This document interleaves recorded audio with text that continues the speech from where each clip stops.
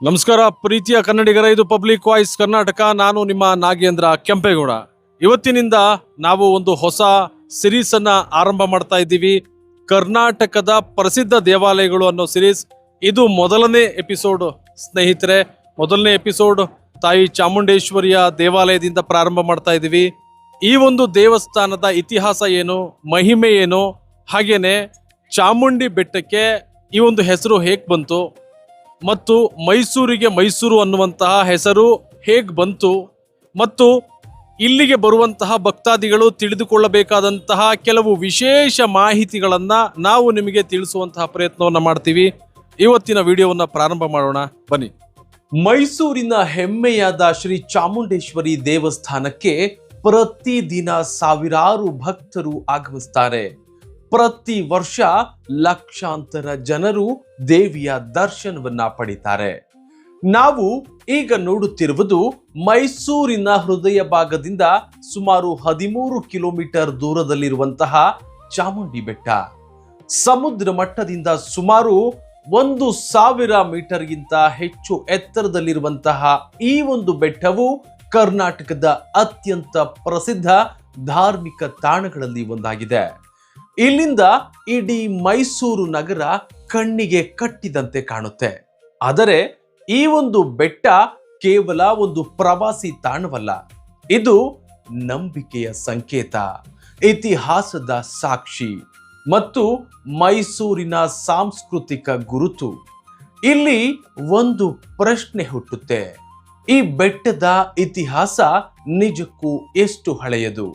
ಅದನ್ನ ತಿಳಿಯೋದಕ್ಕೆ ನಾವು ಸಾವಿರಾರು ವರ್ಷಗಳ ಹಿಂದೆ ಹೇಳಲಾಗುವ ಒಂದು ಕಥೆಯ ಕಡೆ ಹೋಗಬೇಕು. ಆ ಕಥೆ ಏನು ತಿಳಿದುಕೊಳ್ಳೋಣ ಗೆಳೆಯರೆ. ಈಗ ನಾವು ಚಾಮುಂಡಿ ಬೆಟ್ಟದ ಬಗ್ಗೆ ಮಾತನಾಡ್ತಾ ಇದ್ದೇವೆ. ಆದರೆ ಈ ಒಂದು ಬೆಟ್ಟಕ್ಕೆ ಚಾಮುಂಡಿ ಎಂದು ಹೆಸರು ಹೇಗೆ ಬಂತು? ಅದನ್ನ ತಿಳಿಯಬೇಕಾದರೆ ಸಾವಿರಾರು ವರ್ಷಗಳಿಂದ ಜನರ ನಂಬಿಕೆಯಲ್ಲಿ ಜೀವಂತವಾಗಿರುವಂತಹ ಒಂದು ಪೌರಾಣಿಕ ಕಥೆಯ ಕಡೆ ಹೋಗೋಣ. ಈಗ ನಾನು ಹೇಳಲಿರುವಂತಹ ಒಂದು ಪೌರಾಣಿಕ ನಂಬಿಕೆಯ ಆಧಾರದ ಕಥೆ. ಅದನ್ನ ಕೋಟ್ಯಾಂತರ ಭಕ್ತರು ಅಪಾರ ಭಕ್ತಿಯಿಂದ ಆರಾಧಿಸುತ್ತಾರೆ. ಪುರಾಣಗಳ ಪ್ರಕಾರ ಒಂದು ಕಾಲದಲ್ಲಿ ಮಹಿಷಾಸುರ ಎಂಬ ಅಸುರನು ದೇವತೆಗಳಿಗೂ ಮತ್ತು ಮನುಷ್ಯರಿಗೂ ಕಾಟವನ್ನ ಕೊಡ್ತಾ ಇದ್ದ ಎಂದು ಹೇಳಲಾಗುತ್ತೆ. ಅವನಿಗೆ ದೊರೆತಂತಹ ವರದಾನದ ಕಾರಣದಿಂದ ಅವನನ್ನು ಯಾರು ಕೂಡ ಸುಲಭವಾಗಿ ಸೋಲಿಸೋದಕ್ಕೆ ಸಾಧ್ಯವಾಗಲಿಲ್ಲ ಎಂಬ ನಂಬಿಕೆ ಇದೆ. ಆಗ ದೇವತೆಗಳೆಲ್ಲರೂ ಕೂಡ ತಮ್ಮ ಶಕ್ತಿಯನ್ನ ಒಂದೆಡೆ ಸೇರಿಸಿದ್ರು. ಆ ಶಕ್ತಿಯಿಂದ ಆದಿಶಕ್ತಿಯ ರೂಪದಲ್ಲಿ ಒಬ್ಬ ದೇವಿ ಅವತರಿಸಿದ್ಲು. ಆ ದೇವಿಯೇ ಶ್ರೀ ಚಾಮುಂಡೇಶ್ವರಿ ದೇವಿ. ಪುರಾಣದ ಪ್ರಕಾರ ದೇವಿ ಮತ್ತು ಮಹಿಷಾಸುರನ ನಡುವೆ ಭೀಕರ ಯುದ್ಧ ನಡೆಯುತ್ತೆ. ಕೊನೆಗೆ ದೇವಿಯು ಮಹಿಷಾಸುರನನ್ನ ಸಂಹರಿಸ್ತಾಳೆ ಎಂದು ಹೇಳಲಾಗುತ್ತೆ. ಅದಕ್ಕಾಗಿಯೇ ದೇವಿಯನ್ನು ಮಹಿಷಾಸುರ ಮರ್ಧಿನಿ ಎಂದು ಕರೆಯಲಾಗುತ್ತೆ. ಇನ್ನೊಂದು ಕುತೂಹಲಕಾರಿ ವಿಷಯ ಏನೆಂದರೆ, ಜನಪ್ರಿಯ ನಂಬಿಕೆಯ ಪ್ರಕಾರ ಮಹಿಷೂರು ಎಂಬ ಹೆಸರು ಕಾಲಕ್ರಮೇಣ ಮೈಸೂರು ಆಗಿ ಬದಲಾಯಿತು ಅಂತ ಹೇಳಲಾಗುತ್ತೆ. ಇದೇ ಕಾರಣಕ್ಕೆ ಇಂದಿಗೂ ಚಾಮುಂಡಿ ಬೆಟ್ಟದ ಮೇಲೆ ಮಹಿಷಾಸುರನ ಬೃಹತ್ ಪ್ರತಿಮೆಯನ್ನ ನಿರ್ಮಿಸಲಾಗಿದೆ.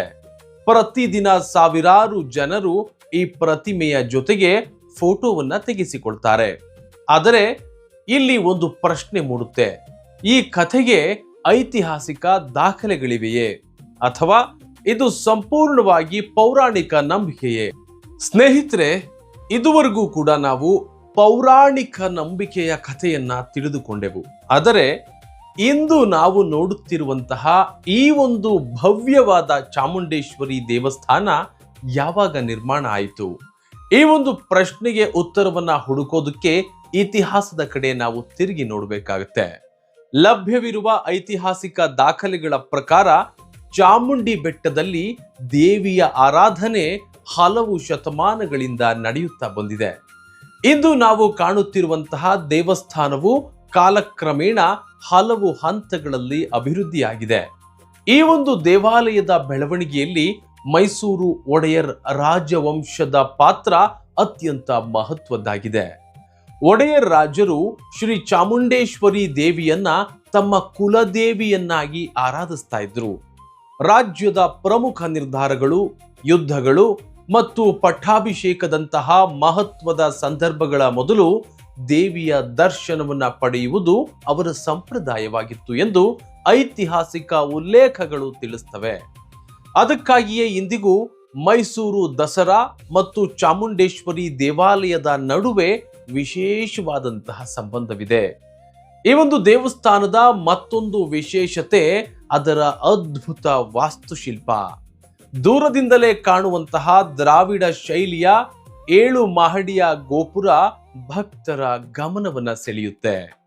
ಗೋಪುರದ ಮೇಲೆ ಕಾಣುವಂತಹ ಸೂಕ್ಷ್ಮ ಕೆತ್ತನೆಗಳು ಮತ್ತು ಶಿಲ್ಪಕಲೆ ಆ ಕಾಲದ ಶಿಲ್ಪಿಗಳ ಅದ್ಭುತ ಕೌಶಲ್ಯವನ್ನ ನಮಗೆ ತೋರಿಸುತ್ತೆ.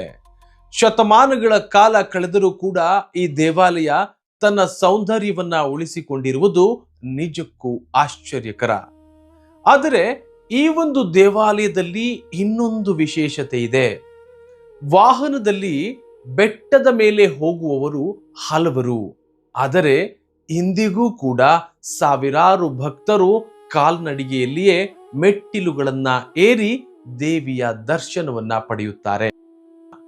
ಇನ್ನು ಚಾಮುಂಡಿ ಬೆಟ್ಟಕ್ಕೆ ಬರುವಂತಹ ಭಕ್ತರಲ್ಲಿ ಹಲವರು ಒಂದು ವಿಶೇಷವಾದಂತಹ ಅನುಭವವನ್ನು ಆರಿಸಿಕೊಳ್ತಾರೆ.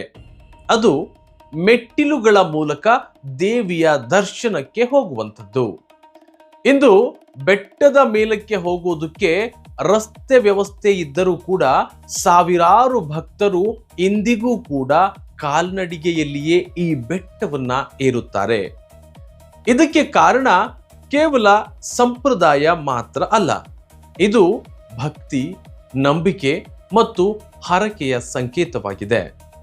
ಚಾಮುಂಡಿ ಬೆಟ್ಟಕ್ಕೆ ಸುಮಾರು 1008 ಮೆಟ್ಟಿಲುಗಳಿವೆ ಎಂದು ವ್ಯಾಪಕವಾಗಿ ಹೇಳಲಾಗುತ್ತೆ.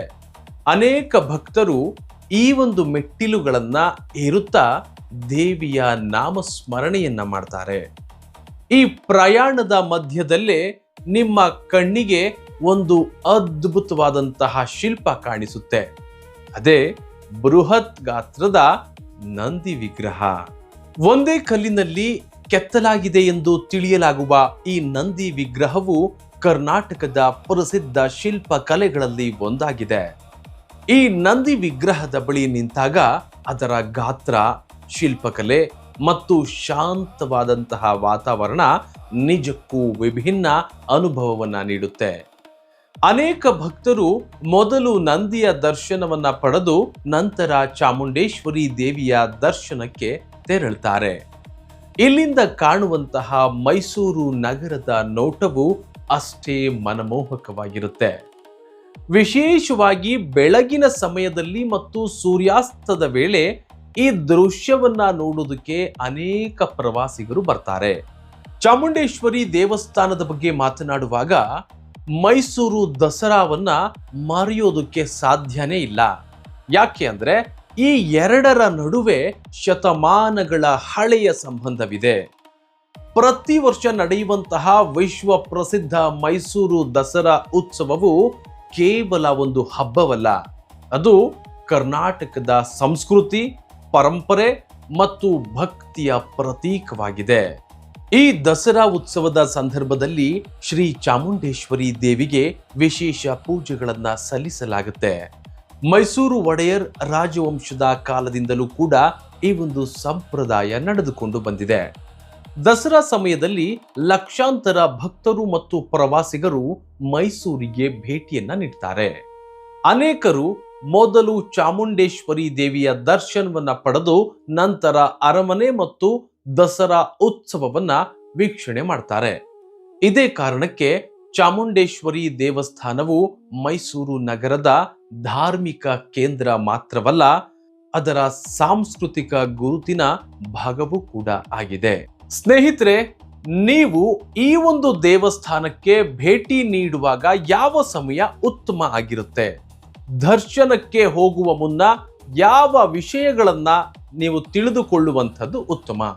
ಮತ್ತು ಈ ಒಂದು ಕ್ಷೇತ್ರಕ್ಕೆ ಬರುವಂತಹ ಪ್ರತಿಯೊಬ್ಬ ಭಕ್ತರು ಗಮನಿಸಬೇಕಾದ ಕೆಲವು ಮುಖ್ಯ ಮಾಹಿತಿಗಳು ಯಾವ್ದ್ಯಾವುದು ಅನ್ನುವಂಥದ್ದನ್ನ ಈಗ ನಾವು ತಿಳಿದುಕೊಳ್ತಾ ಹೋಗೋಣ. ಸಾಧ್ಯವಾದರೆ ನಿಮಗೆ ಬೆಳಗಿನ ಸಮಯದಲ್ಲಿ ದರ್ಶನಕ್ಕೆ ಹೋದರೆ ಜನಸಂದಣಿ ಸ್ವಲ್ಪ ಕಡಿಮೆ ಇರುವಂತಹ ಸಾಧ್ಯತೆ ಇರ್ತದೆ. ಇನ್ನು ಹಬ್ಬದ ದಿನಗಳು ಮತ್ತು ವಿಶೇಷ ಪೂಜೆಗಳ ಸಮಯದಲ್ಲಿ ಭಕ್ತರ ಸಂಖ್ಯೆ ಹೆಚ್ಚಾಗಬಹುದು. ಆದ್ದರಿಂದ ಪ್ರಯಾಣದ ಮೊದಲು ದೇವಸ್ಥಾನದ ಅಧಿಕೃತ ಮಾಹಿತಿಯನ್ನ ನೀವು ಪರಿಶೀಲನೆ ಮಾಡುವಂಥದ್ದು ಉತ್ತಮ. ಇನ್ನು ದೇವಸ್ಥಾನದ ಆವರಣದಲ್ಲಿ ಸ್ವಚ್ಛತೆ ಮತ್ತು ಶಾಂತ ವಾತಾವರಣವನ್ನ ಕಾಪಾಡುವಂಥದ್ದು ಪ್ರತಿಯೊಬ್ಬ ಭಕ್ತನ ಜವಾಬ್ದಾರಿಯಾಗಿದೆ. ಇನ್ನು ದೇವಾಲಯದ ಸಿಬ್ಬಂದಿ ನೀಡುವಂತಹ ಸೂಚನೆಗಳನ್ನ ನೀವು ಪಾಲನೆ ಮಾಡಿ. ಇನ್ನು ಛಾಯಾಚಿತ್ರ ಅಥವಾ ವಿಡಿಯೋ ಚಿತ್ರೀಕರಣಕ್ಕೆ ಸಂಬಂಧಪಟ್ಟಂತೆ ನಿಯಮಗಳೇನಾದರೂ ಇದ್ದರೆ ಅವುಗಳನ್ನ ದಯವಿಟ್ಟು ಗೌರವಿಸಿ. ಇನ್ನು ಸ್ನೇಹಿತರೆ, ಶ್ರೀ ಚಾಮುಂಡೇಶ್ವರಿ ದೇವಸ್ಥಾನ ಕೇವಲ ಒಂದು ದೇವಾಲಯ ಅಲ್ಲ, ಇದು ಭಕ್ತಿ, ಇತಿಹಾಸ, ಸಂಸ್ಕೃತಿ ಮತ್ತು ಕರ್ನಾಟಕದ ಹೆಮ್ಮೆಯ ಪ್ರತೀಕ ಆಗಿದೆ. ನೀವು ಈಗಾಗಲೇ ಈ ಒಂದು ದೇವಸ್ಥಾನಕ್ಕೆ ಭೇಟಿ ನೀಡಿದ್ರೆ ನಿಮ್ಮ ಅನುಭವವನ್ನ ಕಾಮೆಂಟ್ನಲ್ಲಿ ಹಂಚಿಕೊಳ್ಳಿ. ಈ ಒಂದು ವಿಡಿಯೋ ನಿಮಗೆ ಇಷ್ಟ ಆಗಿದ್ರೆ ದಯವಿಟ್ಟು ಒಂದು ಲೈಕ್ ಮಾಡಿ, ನಿಮ್ಮ ಸ್ನೇಹಿತರೊಂದಿಗೆ ಈ ವಿಡಿಯೋವನ್ನು ಶೇರ್ ಮಾಡಿ. ಇದೇ ರೀತಿಯ ಕರ್ನಾಟಕದ ಪ್ರಸಿದ್ಧ ದೇವಾಲಯಗಳು, ಐತಿಹಾಸಿಕ ಸ್ಥಳಗಳು ಮತ್ತು ವಿಶೇಷ ಮಾಹಿತಿಗಳನ್ನ ತಿಳಿಯೋದಕ್ಕಾಗಿ ನಮ್ಮ ಪಬ್ಲಿಕ್ ವಾಯ್ಸ್ ಕರ್ನಾಟಕ ಚಾನಲ್ ಅನ್ನ ಸಬ್ಸ್ಕ್ರೈಬ್ ಮಾಡಿ. ಮುಂದಿನ ಸಂಚಿಕೆಯಲ್ಲಿ ಕರ್ನಾಟಕದ ಮತ್ತೊಂದು ಪ್ರಸಿದ್ಧ ದೇವಾಲಯದೊಂದಿಗೆ ನಾವು ಭೇಟಿಯಾಗೋಣ. ಧನ್ಯವಾದಗಳು. ಜೈ ಚಾಮುಂಡೇಶ್ವರಿ ದೇವಿ. ನಮಸ್ಕಾರ.